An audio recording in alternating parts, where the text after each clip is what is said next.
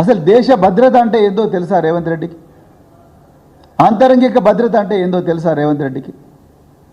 ఇక రెండవ విషయం, నేను ఒక మాజీ పోలీస్ అధికారిగా మాట్లాడుతున్నా, మాజీ ఐపీఎస్ ఆఫీసర్గా మాట్లాడుతున్నా.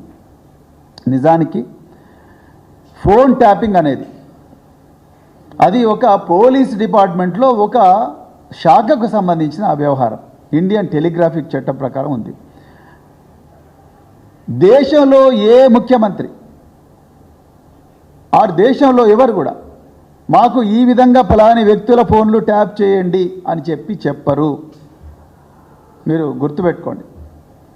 రెండవది, మరి ముఖ్యంగా బీఆర్ఎస్ పార్టీ ప్రజల నుంచి వచ్చిన పార్టీ, ఉద్యమాల నుంచి వచ్చిన పార్టీ, ప్రజలనే నమ్ముకున్న పార్టీ.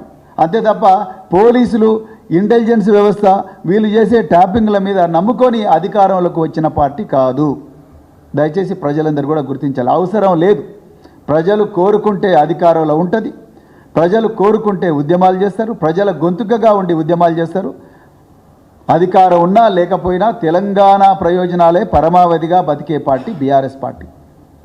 అంతే తప్ప ఈ పలానా ఇంటెలిజెన్స్ వాళ్ళు ఫోన్ ట్యాపింగ్ చేసి రికార్డులు వినిపిస్తానో లేకపోతే అది చేస్తానో ఇది చేస్తానో ఆ విధంగా రాజకీయాలు చేసే పార్టీ కాదు. ఆ విధమైన ప్రస్థానం బీఆర్ఎస్ పార్టీకి లేదు. నిజానికి చెప్పాలంటే ఫోన్ ట్యాపింగ్లో బాధితులు బీఆర్ఎస్ పార్టీ, టీఆర్ఎస్ పార్టీ నాయకులు.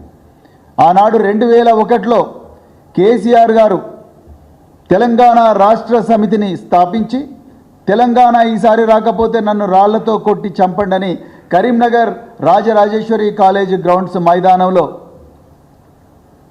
ఒక గర్జించినప్పుడు ఆ రోజు నుంచే ఆనాటి చంద్రబాబు ప్రభుత్వం ఇలా మరి ట్యాపింగ్ ఆ రోజు కేసీఆర్ గారి ఫోన్లు ట్యాప్ చేశారు.